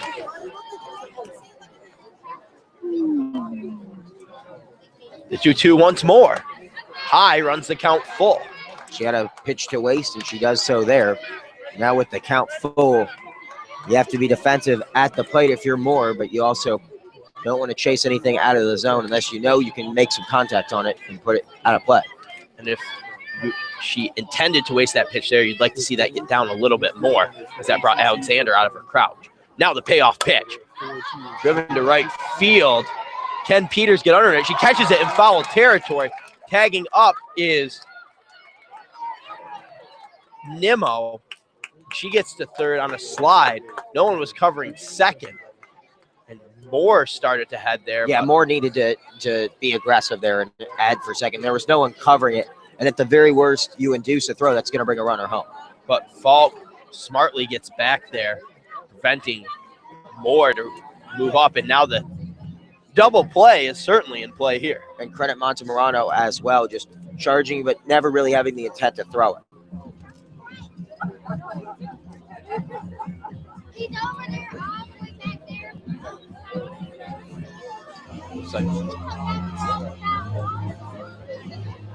We got ourselves a pinch runner for Moore. May have just ran herself out of base running duties this inning. See if we can get a name and a number on the girl standing on first. Looks like it's number 5, Molly Barton, the senior. Now up to the plate, Kobziak. First pitch to her, misses inside, ball 1. Could we see a double steal situation that Michigan employs on its opponents often? Now the 1-0. Low, 2-0. Just the team doesn't see as confident as we've seen them in years past. Even with this 6-0 lead, nothing seems to be coming easily for them. We've seen some discouraging shrugs of the shoulders, some deep breaths from Blanco. She has good stuff. She hasn't given up a run in just 3 hits in this game. She just hasn't been acting like she's in control, even though at times she's really been dominating this Wolfpack lineup. 2-1 runs inside on, 2-0 runs inside on Kobziak. 3-0 now. Blanco's got to settle down. Montemarano chirping her as well, urging on the junior. And we see Betza now warming up. Yeah, Michigan knows this is a game they cannot afford to lose, even though it's so early in the year. The 3-0 right down the middle, 3-1. Good pitch there from Blanco. Michigan really wants her to get 5 innings of work at least in this game so that Betza can go fresh tomorrow morning. Thank you, guys. Now the 3-1. Straight at Montemurano. Montemurano picks it with the backhand, flips it over to first. That'll move Martin to second, but Nimmo stays home at third as it was hit right at her almost. Good job there by Monty to recognize the situation, get it over to first, and now with 2 outs, they can just focus on getting the out at first. Just one little peek toward third, enough to prevent the Wolfpack runner from scoring at home. They'll bring up Prickett, the slap hitter. The infield in, outfield coming in near. First pitch to her. Must have missed inside, 1-0. Yeah, the strike zone seems to be shrinking each time I look closer and think it's an obvious strike. Blanco not getting any favors. She's earned each and every strike she's thrown, that's for sure. Blanco now, the 1-0. It's a swing and a miss out of Prickett, 1-1. Good pitch there from Blanco. Painting right now in those outside corners.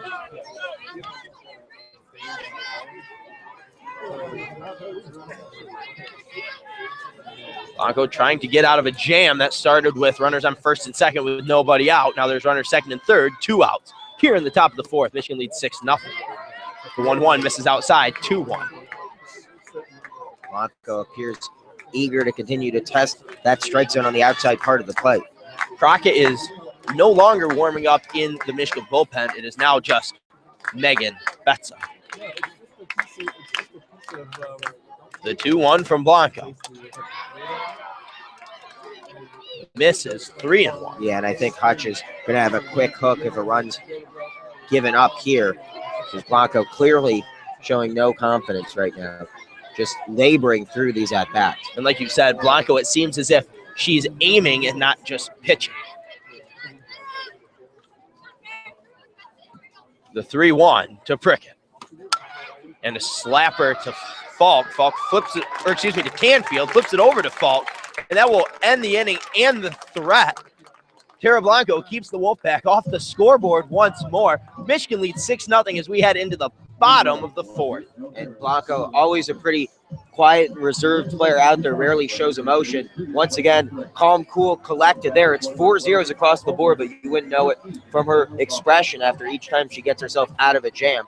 Not sure if she just feels like she's struggling right now to get easy outs. Perhaps that's the case. NC State doing her no favors either. They haven't been overly aggressive. They're not putting balls in play that are easily dealt with, nor are they swinging it much outside the zone. It'll be interesting to see, though, if Hutch lets her finish this game. Michigan, 2 runs, of course, here will put her in position to finish things up in the top half of the fifth. And while it's zeros on the scoreboard, only 1-1-2-3 inning for Tara Blanco. Due up for the Wolverines in the bottom of the fourth, Christner, Canfield, Falk. Christner, 1 of 1 today, has that single in the first inning right up the middle and drew a walk in the third. 2 more runs, and they can get to that run rule mercy.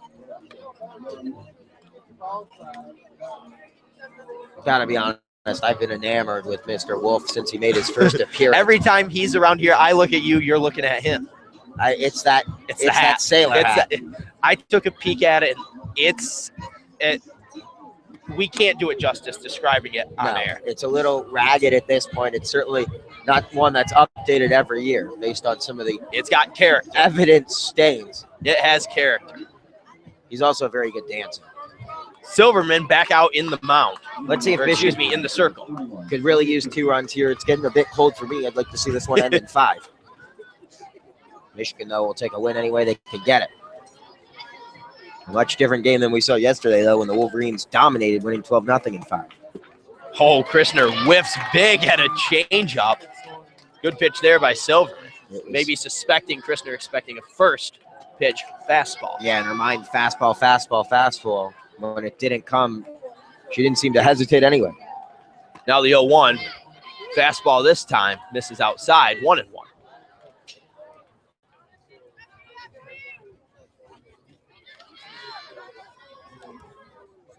Christner batting .609 on the season. Misses high, 1-1. Christner, good plate discipline there. Again, those high fastballs so appealing to the hitter. Christner, though, knows that's not the pitch she's going to be able to drive. No, and they come in quick and at eye level. They look like beach balls. Misses low, 3-1 now. Christner trying to get on base any way she can, help the Michigan cause to get to 8 runs. That seems to be the goal at this point. The 3-1 comes in knee level outside. Black runs the count full, 3-2. Yeah, I thought that one missed, but you give them the credit. Blanco seems to be in the bullpen, maybe working on her mechanics. Keeping that arm loose. And the payoff pitch misses outside. Second walk of the day for Kelly Christner. Yeah, and I don't think, just going back to Blanco, as we see her continuing to throw some pitches, I don't think it's an injury or anything like that. Just trying to figure out those mechanics. Because Michigan's going to need her. They don't really have another number 2 option. I don't think they want Crockett, who's just a sophomore, to be used in that role just yet. After the walk to Christner, that'll bring up Faith Canfield. She has an RBI and a single to her name and a pop out to the shortstop. First pitch at the knees as for a strike. Canfield falls behind early.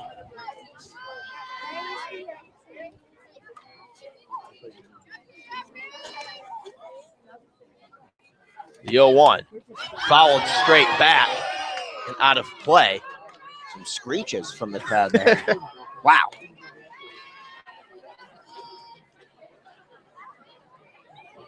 Oh, and 2 now, the count for Faith Canfield.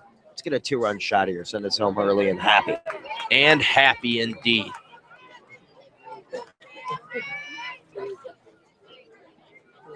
Silverman checking that wristband. Now the lefty delivers outside, 1-2. Good eye there, just about belt high, right where you can do something with it, but too far outside. Once again, would like to thank everyone tuning in to listen to our broadcast of Michigan softball. On your home for Michigan softball, on WCBN your Sports. home.org. Now the 1-2. Driven to the shortstop. Can they turn 2 here? They get the first at second, but no throw to first. As a fielder's choice will get Kelly Christner out. Aiden Falk, we know she has deep power. She had a 2 RBI double in the first game that started the scoring for Michigan. Let's see if she can add another 2 RBIs here with a blast. The lefty Aiden Falk stepping into the batter's box. She's 0 of 2 today. Has a strikeout and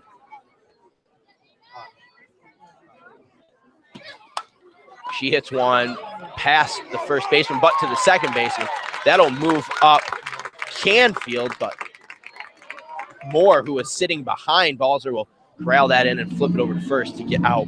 Another slight bobble there by the second baseman, but Falk doesn't have the fleetest of feet.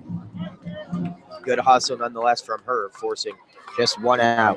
And Tara Blanco, who's 2 for 2 on the day with a couple of singles, steps into the plate with a runner in scoring position. Let's see her get her first home run here with the wind starting to blow out once again.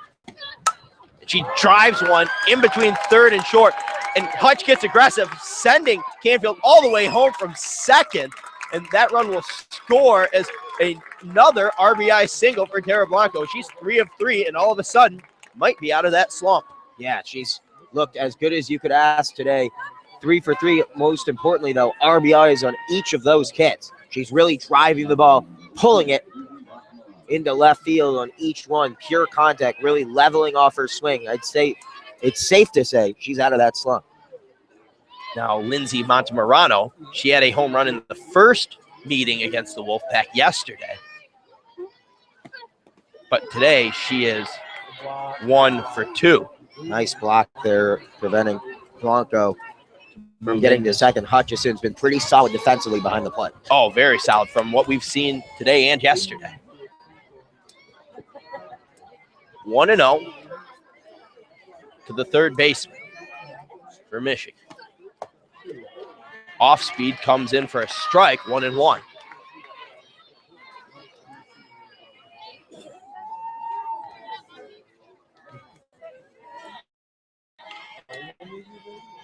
A power outage of sorts from the Michigan Wolverines since last night's game.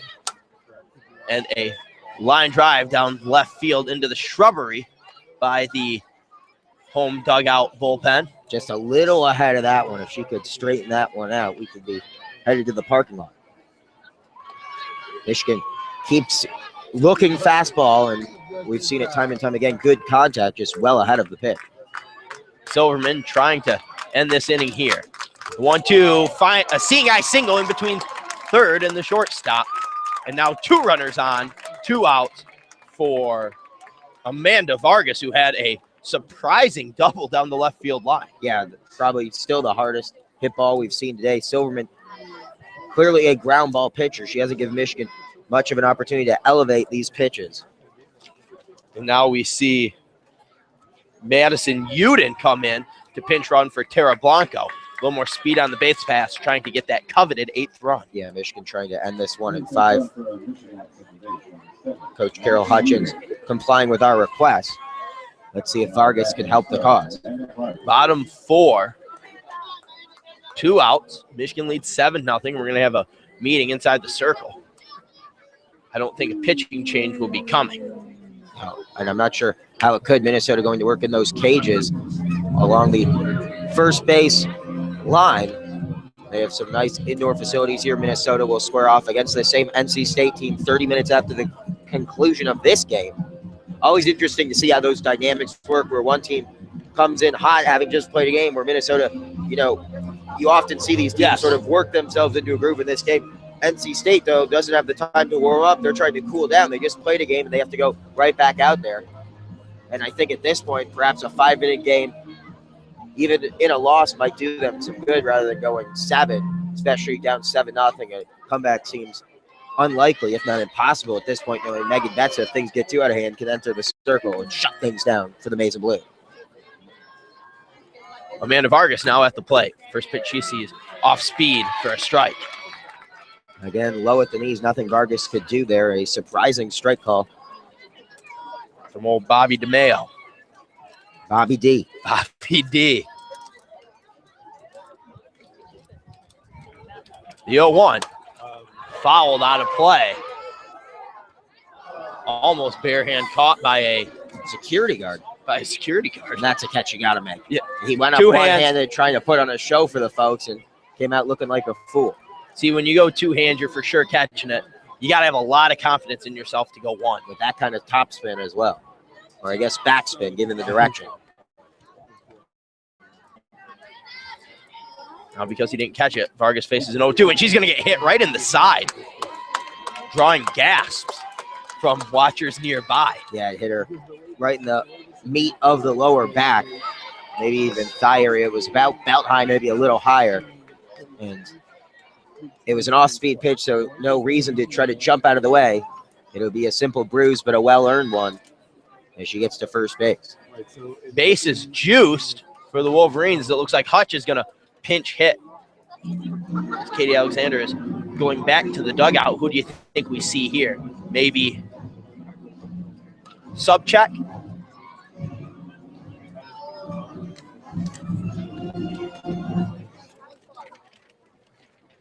I think that's going to be Courtney Richardson, if I caught the number correctly.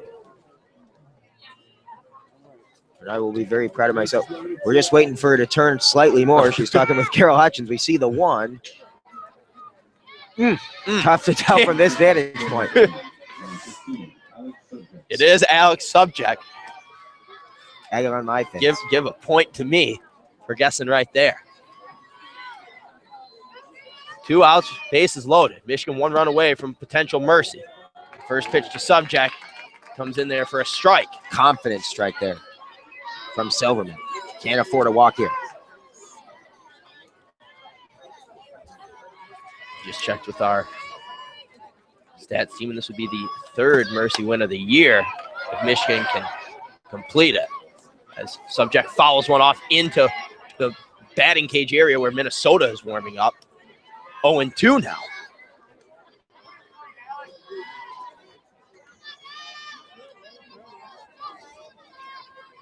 Now the 0-2. Misses just outside, 1-2. And the scoreboard finally updates itself. Otherwise, I was going to yell down. So Subject knew she had to be defensive there. Subject calls time. Wait, no, doesn't get it. And she drives one to the right field. And a diving play by Cricket will snow cone it for the out. Michigan can't get that 8th run, as there will be a bottom of the 5th as we now move to the top of the 5th. She sells out there an amazing diving catch, knowing that if she doesn't hang on to that one, Michigan's plating 3, perhaps an inside the park grand slam. There's no one behind her out there in right field, and that's a game-saving catch, as her side will live to fight at least till the bottom half of the 5th inning. What a great play. What a play. And to snow cone it, too, just for show. Yeah, just when they needed to have that play made. Laying out there, just able to hang on through the contact along the grass. Falk is still playing first, so I would imagine Tara Blanco would be back in the circle.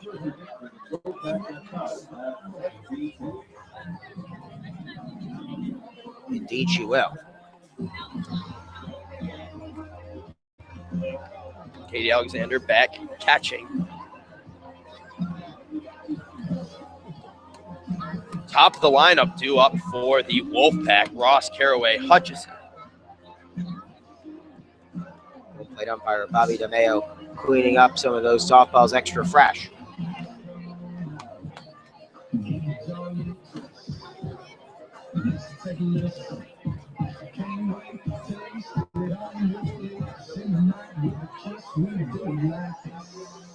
Or wait, no, it looks like Subject will be subbed in as the catcher. Katie Vargas's day is done. Or excuse me, Katie Alexander. Alexander, good job behind the plate. Really no wild pitches to speak of. But Subject, good with the bat and certainly good with the lever. So Tara Blanco hoping for a painless 1-2-3 inning here to turn it back over to that lineup to see if they can pick up one more run. But it will be tough for her. As I said, it is the top of the lineup due for the Wolfpack.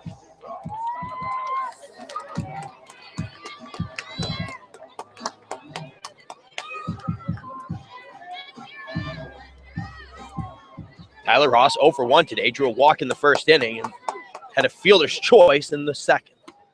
First pitch to her, high, ball 1.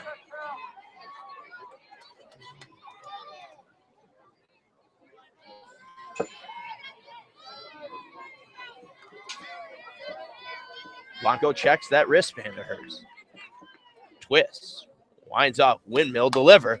Chopper to first as Falk will just corral that in on the Sunday hop and get the put out at first. Yeah, good defensive play by Falk. Of course, with Blanco in the circle, Falk relegated to that first base role, usually the designated player when Blanco's out there at first. Falk so unique in that she can play first, she can play catcher. She's also really good with the bat. Caraway stepping in, the slap hitter. First pitch to her, strike. Montemorano playing as she does almost all slap hitters, halfway between third and home.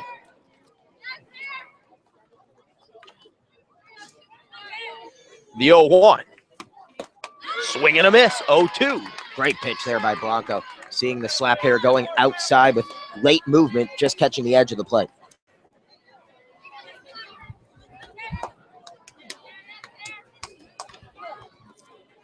Now the 0-2 to Caraway. Called strike 3. Yeah, and I think she went anyway, even if it didn't catch that outside corner. Great pitching, though, from Blanco against the slap hitter. Her third strikeout of the day.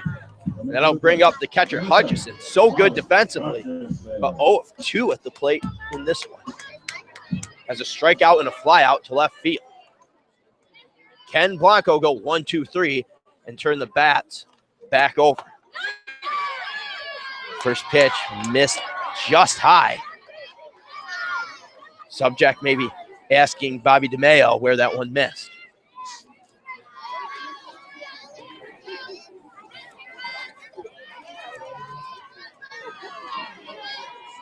The 1-0. Missed maybe high. 2-0.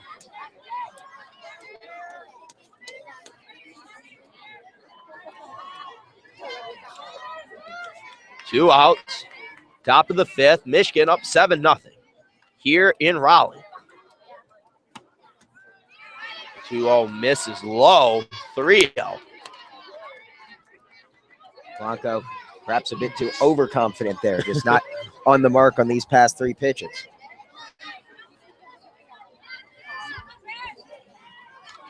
Molly Hutchison batting .400 on the year. The 3-0 missed inside. And that'll be a 4-pitch walk as Blanco can't record her second 1-2-3 inning of the day. That's has her sweater on in the dugout, so this will be Blanco's game to finish, barring some sort of meltdown. Now up to the plate, the struggling slugger, Cheyenne Balzer. She's 0 of 2 on the day. Batting a .143. Blanco skips one into home plate. Yeah, that one didn't even get beyond the home plate before it hit the dirt. She's got to regather herself, refocus, and realize she's got to get it all the way to the catcher through the air. 1-0 to Cheyenne Balzer. Keeps This is missing low, it 2-0. yeah. Really struggling with that command now. Wouldn't be surprised to see a conference come in the circle. Perhaps just was so comfortable with her previous catcher, and the subject now checking in for Alexander, just trying to regain that confidence in her new pitch receiver. The 2-0 line down the left field line. That's fair as Richardson's going to chase after it. Hutchison will move up to third, and the struggling Cheyenne Balzer hits a double. Now runners on second and third with 2 outs. Yeah, and I have to be honest, I'm really surprised Sean Rychek didn't send her from third, given the scoreline down 7-0, and that was fielded by Ramirez a good 8 or 9 paces into that left field grass. That might be their best chance to score against the Wolverines in this tournament. Ramirez very accurate, but not known for having a particularly strong arm. And with 2 outs in the inning, it's not like they need to be conservative there. I would have sent her for sure. But I guess didn't want to test the senior shortstop's cannon. We have a pinch runner coming in for Balzer. It'll be Gina Autry. Blanco still just 1 out away from getting out of the jam and going 5 scoreless. Now back. Number 12, Brittany Lowe. Brittany Nimmo now up. She has a ground out and a walk today.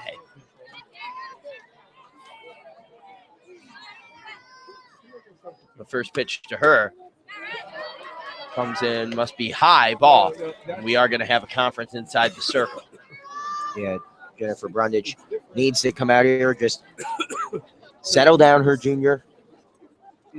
Tara Blanco starting to struggle with her command here in the 5th, and nothing has come easy, even though she's given up just 4 hits and no runs. It seems like she's struggled at times. She's had good defense behind her, but she's also pitched really well. It just hasn't come easy. It's been a real roller coaster day with her command. Yeah. Because sometimes she's out there against slap hitters throwing it perfectly on the outside black, but then other times she just can't seem to get it high enough.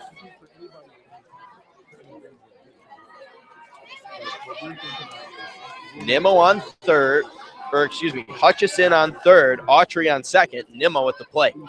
Nimmo looking to scratch across the first run of the tournament for NC State. Swing and a miss there from Nimmo.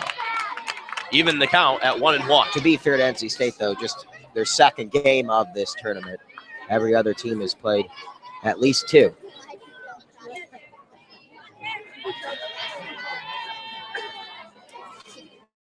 Now the 1-1 from Blanco. Comes in, strike, 1-2. Yeah, really good pitch off speed. That delayed call from the home plate umpire, DeMeo, building the intensity even more.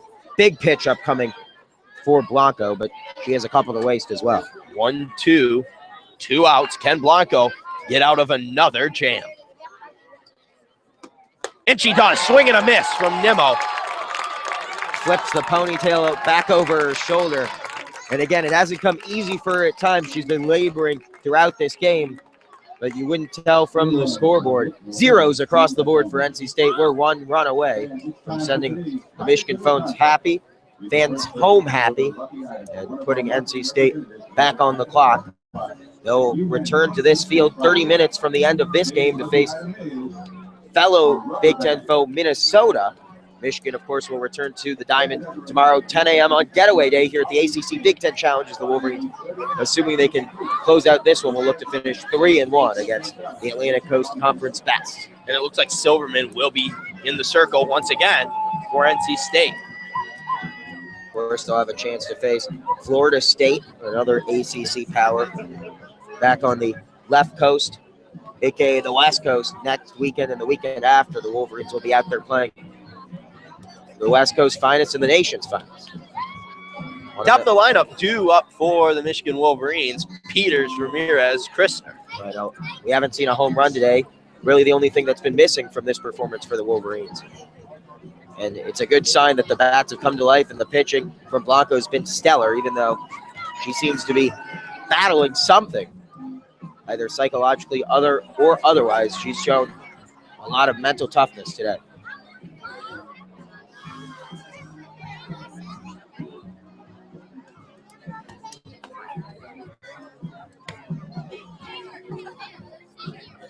A couple of slap hitters coming up. If you can get one or maybe even Peters can get on, she will almost certainly be able to get to second with Ramirez being so good at getting contact. And especially with Michigan just needing 1 run to walk off as winners. If Peters can get aboard, and with the skill Ramirez has to slap it and bunt it, wouldn't be surprised at all to see Michigan go small ball and just move Peters over to second. Of course, easier said than done. She still has to get on base.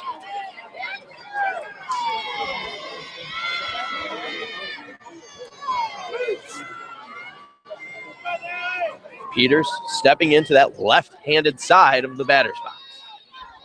Corners playing in. The middle playing in. And the first pitch. Strike on the outside block. Nice pitch there by Peyton Silverman.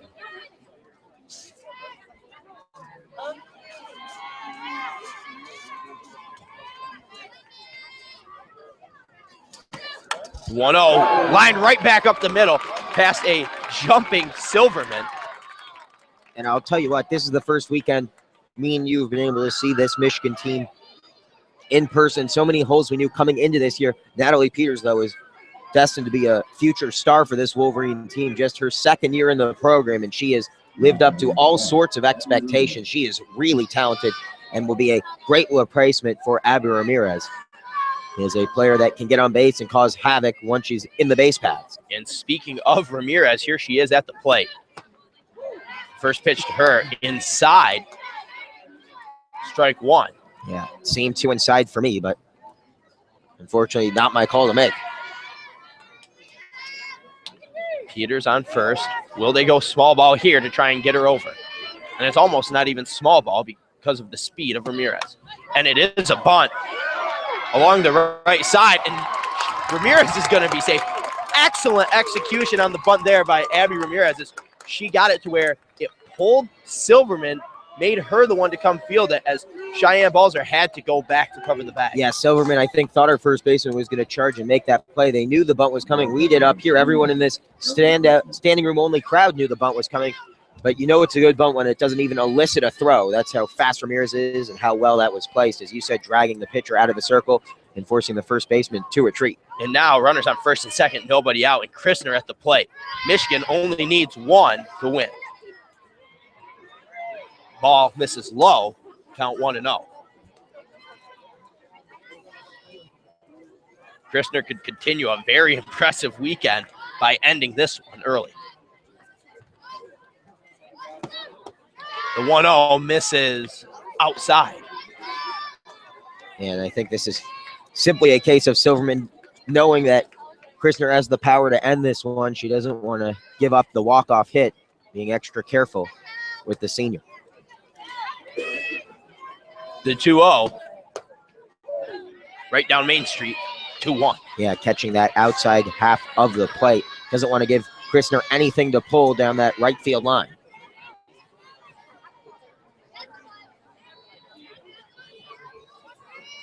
The 2-1 from Silverman. Inside, 3-1. About as close as it gets without being a strike. Christner likes those pitches over the inside part of the plate, so you know the fact that she took it about belt high means it was too inside for her to handle. Good call by the home plate umpire. Now the 3-1. Outside third of the plate. Runs the count full. Yeah, she's painting the black on both sides right now, running the count full. Christner no longer can look to take. She has wanted to end this game with a big blast. Now she just has to try to put it in play, get defensive now. And the payoff pitch. Misses outside. Walks the bases loaded for Faith Canfield.